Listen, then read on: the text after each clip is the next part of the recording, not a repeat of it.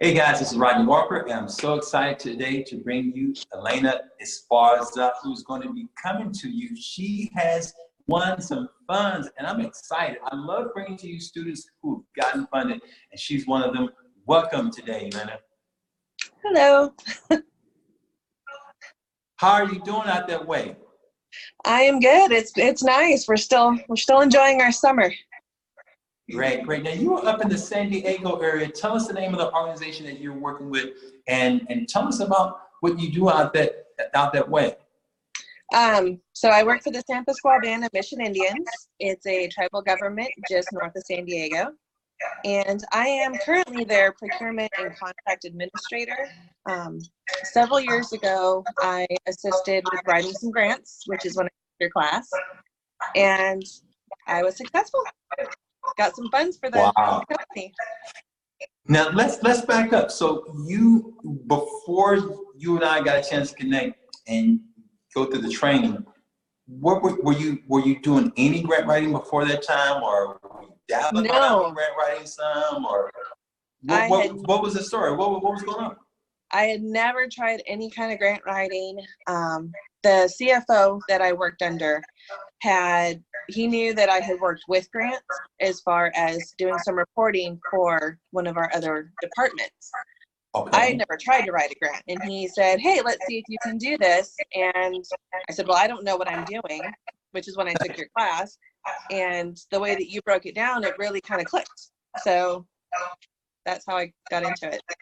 Got it. So you were more doing like the reporting, the grant management part of the things, just kind of maybe the numbers and making sure everything was reported back to them, but no writing at all. No writing. Now, tell me this: did you have a background in writing? Did you do anything in writing before this, really? No, just college papers. Okay, just college papers. Okay, and I often tell people, oftentimes, if you can write a college paper, you can probably do this. It's absolutely. Pretty cool. That's good. So then we connect, you go through the training. What were your thoughts before actually, let's go back and take a look. What were your thoughts before actually going through the training? Because it sounds like when your CFO approached you, he saw something or she saw something in you and thought that this was something that you could do. But what were your initial thoughts when I think he told you about that? Oh my goodness, what am I going to do? I have no idea how to even interpret a funding announcement. So needless to say, it sounds like you were nervous then, huh? Nervous, scared, apprehensive, bust out the thesaurus. Yeah, all the words. Wow. Okay. So then you start hearing the information, you start learning the information, and what happened when you started hearing the information? Did it become less daunting, or what happened in that process? Because I originally started out with the smaller foundation grants, and the one that he had wanted me to go for was a culture grant for our education department to help build up their library. So that was the very first. It was a small grant. It was only a couple $1,000. But even reading the funding announcement, it was, how do I interpret? What am I supposed to be getting from this to then put into the proposal? Okay. So that's where you had come in, and I brought because in your class, we work on what we're actually working on and break it down, which is completely real world applicable and amazing. So doing that, it kind of gave me a better guideline on how to really interpret what I'm reading and what are they really asking for. Yeah, very nice. So you actually bought the information, you started working on the grant, seeing it, things become a little bit more clear to you. Mm-hmm. And then I'm imagining that you probably were still nervous. Were you still nervous in the process? Did you feel, what happened after you got the information from the class and started applying? Tell me what else happened? So after taking the class, I came back, sat down in front of my computer and said, okay, so I need to write a term paper asking for money. And really, it's more of writing a story. It's telling the background of our organization. What are we wanting? What are we trying to get out of it? And what are we going to show for it? And putting that into a story that makes sense to people who have no idea who you are, and to really get them to want to give you the money. So just sitting down and writing it, and sorry. Just sitting down and writing it and getting all the information in there that they were asking for. Wow. So basically you're taking the experience that you had from writing all these papers way back when, and now you have a formula to be able to use. You use that, and you start telling your agency story. How hard was it to tell your organization story after you kind of went through the process? It was fairly easy. I am part of the community. My husband has grown up here, so I could, pull from him, asking the chairman questions, asking the department directors questions about kind of the background and the history.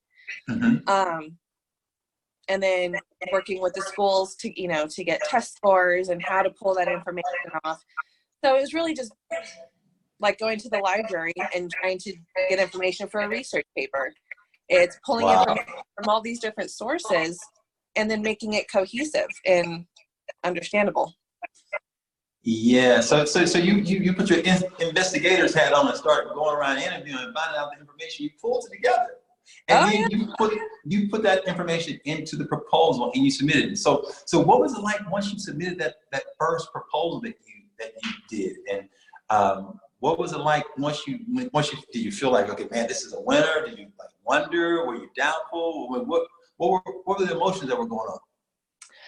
It was nerve-wracking. I was definitely nervous, but I was excited. It was like, okay, so this is my baby and it's out there. Are they going to like it? And then it was the waiting game. How long was the wait? It was about 6 months. It was about a 6 month. That's a pretty long wait. Okay. Yeah, so tell me what happened when all of a sudden the news comes to you that you guys have gotten funded. Show me that picture. Tell me what happened. So I get an email from the funding agency and they're like, hey, we like your proposal. We want to give you some money. And so I printed out the email because I didn't believe it. So I printed out and took it to my CFO and I asked him, I was like, does this say what I think it says? And he's like, well, yeah, it says that we're getting the money. And then it was the happy dance and running all over like, oh my God, I did it. Bravo for you. Bravo. I know that first one, you always win that first grant is so super exciting. I mean, it's a really big boost of confidence. How much was the first one for? I believe that one was only for maybe $7,000. It was a small library grant, but that was $7,000 for our organization to get books for the kids and build up their library. Yeah. So the real world implications was so much bigger than that $7,000. And since then, I've gotten funded for a lot more. Wow. So you get the $7,000. The funds go to the library. You guys are able to help the children and others be able to get resources that they probably wouldn't have had. And then what's going on with you then? I mean, like you've gotten your first one underneath your belt now. What happens next? Then the CFO says, okay, so go on grants.gov and see what else we can get. Go on foundations, the foundation website, see what we can qualify for. So a large portion of my day was researching different grants and grant opportunities and really just kind of seeing the cycle, because it's not just one grant one time. A lot of these funding agencies, I noticed, it's kind of a recurring thing. So every year, you missed that window. Okay, well, it's the same time next year. So we're kind of researching all those different granting opportunities. And he's like, well, you got one, so see what else you can get. And then, what ended up being the next one that you ended up getting funded for? We did get a culture grant for our, it's our community spirit house. So it's where we hold a lot of our, like memorial events. Okay. And like, funerals and that kind of, but it's all culturally based. Okay. So really developing that area, the parking lot, and that. We got that one. We got different. How much was that one for, approximately? Oh, I don't even remember. It was so long ago. But then I know I got the, I had applied for the meth and suicide prevention grant. Okay. And we did get that one. I asked for $100,000 a year for 3 years, so 300,000 total, and they funded me for 110. Wow! So give me 5 on that one. Wait! Don't bypass them. Give me 5 on that. Way to go! Just being a grant hero around there. So you got $300,000 for that one, and that one was. You said something at the end. You said that was for what? It was for meth and suicide prevention. So holding prevention courses and all the resources on the reservation. Wow. Was that the largest one to date at that time that you received? At that time, yes. And by this time, I'm sure you're doing a happy dance all around the office now. I know they probably, okay, wow, this lady right here, we were wondering if she could write grants, and now here she is bringing in $300,000 grants here, huh? Mm-hmm. What was it feeling like? What was it feeling like when you bought that much money in? It was surreal. I couldn't believe that I had actually, that I was able to contribute to not only the community that I work for, but the community that I live, for people that I care about and that I know. Wow. That must be a real special feeling, especially you're not just doing grant writing that's going to be for some project that's out there. It's your actual community. So when you go to that library, you see those books. Mm-hmm. That will probably my daughter goes to the education department. She uses that library. She uses the resources that we've done. We got funding for some of our cultural activities that we have there. She's, been the direct benefit of that. We have meetings all over for people that are near and dear to me. Wow, that must really be a special feeling, and I'm so proud that you first of all that you stepped out and you did it, and then just seeing the rippling effect. What's probably been the most memorable thing that you raised funds for, that you've been able to kind of look back and say, wow, I helped to contribute to that? What would that be for you? That would probably be our domestic violence program. So 4 or 5 years ago, we didn't have a domestic violence program. And, within the Native community, there is a lot of, it's one of those, it's seen but not heard. Sure. And there's not a lot of resources for that within the Native American community. And, or there wasn't at the time. Our community, if something happened on our reservation, those women and those children were outsourced to different organizations. So working in conjunction with our Housing and Community Development Department and our police department, we were able to put together a proposal to submit to the Office of Violence Against Women through the CPAS grant. And we were able to get funding and actually develop and implement a domestic violence program on our reservation. Awesome. That is awesome. And it's been going strong now for 4 years. They're continuing it. It's that one really touched me because I don't know. It was just such a big thing. Yeah. What kind of impact have you seen it make so far? I haven't, because I don't work with the program directly, but sure. I know it's created a safe place for people to go to. We have an advocate that goes out and deals with the court cases. So it's so multidimensional. Yeah. It started on my computer. That's great. It's crazy to think about.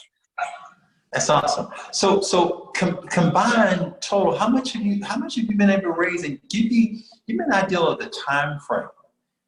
Within about because I only wrote grants for about 1.5 years, and just within that time, from the grant proposals that I had submitted within that time, obviously it takes longer to get the responses, sure. But from the ones that I wrote within that time, it's close to $700,000. Wow. That's remarkable, and especially in such a relatively short time, about a year and a half. Tell me this: why? I'm sure you said you only did it then, and you kind of stopped now. Why haven't I'm sure the CFO is like, hey, get back out there and write some more grants. Well, I started doing I kind of moved over and started doing procurement and contracting, and that was like a whole new beast. Yeah. Well, that's good. That's good. What would you say if there was another Native American tribe or governmental tribe that's speaking about learning grant writing, that maybe haven't had someone that's been doing it? What would you say to them, or what would you say to anybody who's thinking about learning about grant writing that maybe felt like you felt when you were first starting? Just do it. You may not get the first one, you may not get the second one. You're going to get something. There's so many organizations and agencies that want to give money for good causes. And you just have to put yourself out there and do it. I mean, plain and simple. It's something anybody can do. So you said take action. You think okay, so let's talk that, because you think anyone can do. You think if here's someone that maybe completed some papers in college. Let's say, for example, they did at least a 10-page paper. You think somebody who's for real done a 10-page paper in college, that they can take this knowledge and skill and possibly transfer that and make that turn into grant money? Absolutely. Is that what I'm saying? 100%. If you can tell a story and justify what you want with facts and figures, anybody could do it. Wow. Well, you guys, you heard it. And there's spell checks, so you don't even have to know how to spell. Yeah, you're right. Spell checks. Wow, that's great. Well, I am so proud of the work that you're doing for your tribe. I'm so proud of the work that you've done in raising the funds. And you know what? I think the part that makes me the most proud is that your CFO sent you, and when you talk to your CFO, tell your CFO that I said thanks for sending you my way. But you didn't let fear grip you, and you stepped out and you did it. And afterwards, it sounded like your company started growing from there, because making that kind of impact. That's tremendous. So I'm really, really proud of you. Is there any final thing that you want to say today and let us know that's important for you that you want to let us know? And what would that be if so? Just get out there, put out those proposals and get it done. The worst thing you can be told is no.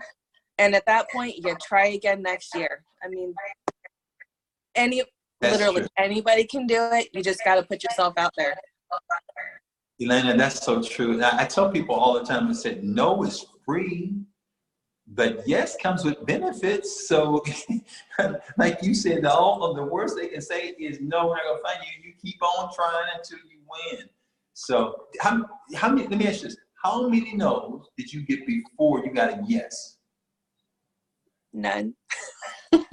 Look at you, rock star. You're such a rock star. Listen, but you know what? That was that. I got actually a lot of the advice I got was from you though. With don't build your program around a grant. Build a grant around your program. Find a grant that fits with your current program, because then you don't have to change anything. It's just free money. Yeah. And it sounds like you did a good job of that. Finding that fit. We tell people all the time, find the fit, save that time. Don't be wasting time applying where you should be applying. And you sound like you did a great job with that. Well, I'm so proud of you. Hats off. Kudos for being a grant hero around here, for bringing those resources and those books to your community, and for the domestic violence program that you've been able to bring, and all the other programs. And I'm sure somewhere down the line, they probably gonna get you back on the writing some more grants and all that good stuff to bring in even some more funding. So good job. Keep up the good work, and know that I'm really, really proud of you, and all the best. Thank you. And thank you for all the great information. You're most welcome. Thank you. All right, no problem. Talk to you later.